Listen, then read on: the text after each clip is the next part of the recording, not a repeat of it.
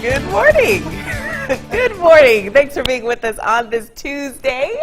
Just you and me. Hi. Yeah, You, me. Hi. You and I today. That's right. Just you and me today, but The weather, though. How is the weather will be nicer today. We won't be Nicer. dealing with any of those strong storms. We had a lot of hail yesterday, maybe even a tornado way up towards the Tennessee state line. Whoa. Nothing like that today. Yeah. Just maybe an isolated shower in the afternoon. But before you sort of grab the umbrellas and rain gear and bunker down, Yeah. doesn't look like it looks like most of us will stay dry today. Okay. I thought I could squeeze in a walk yesterday. I went walking and I said, okay, maybe I can sneak it in. I'd say a mile into the walk, it was pouring raining. So it was one of those, I should have listened to this guy.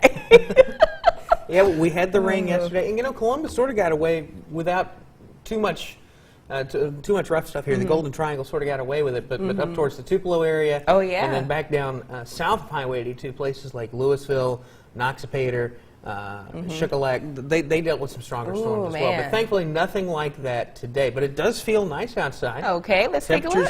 Temperatures in the 60s right now, area wide.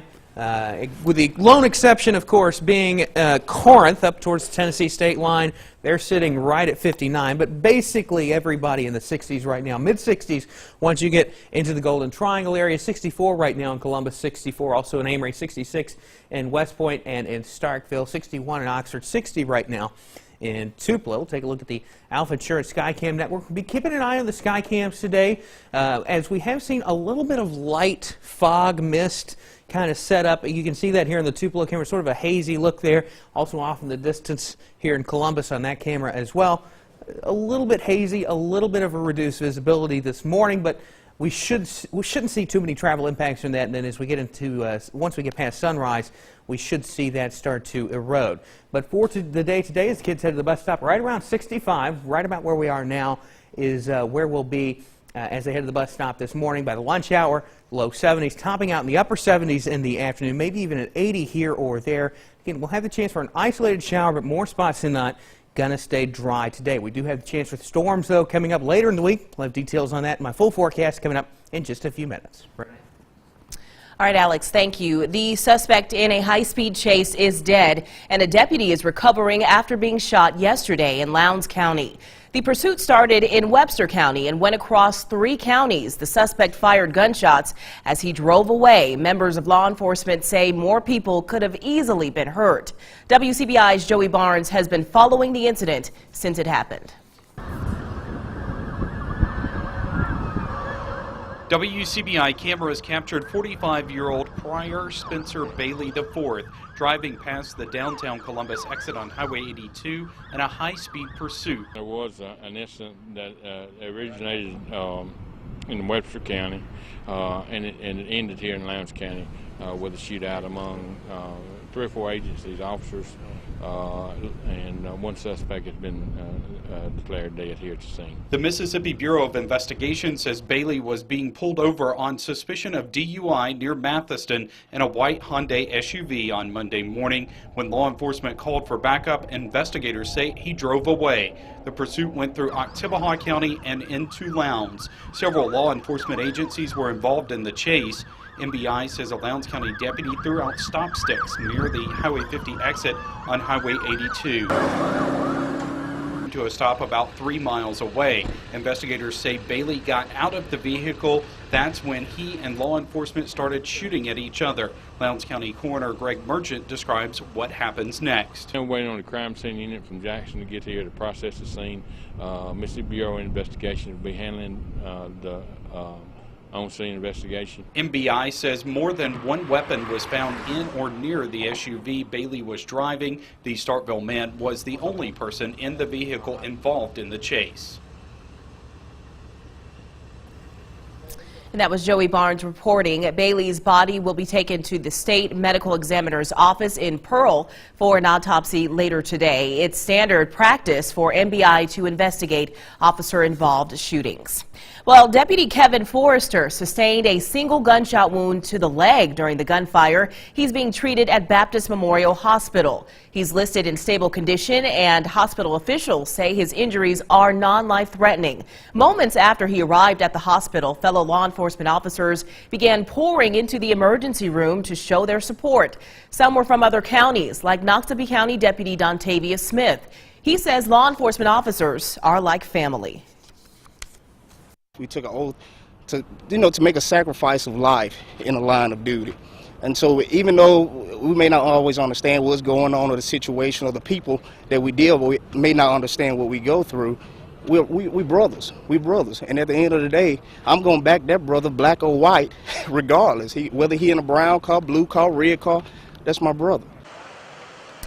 At last report, Deputy Forrester was in good spirits with several friends and family visiting.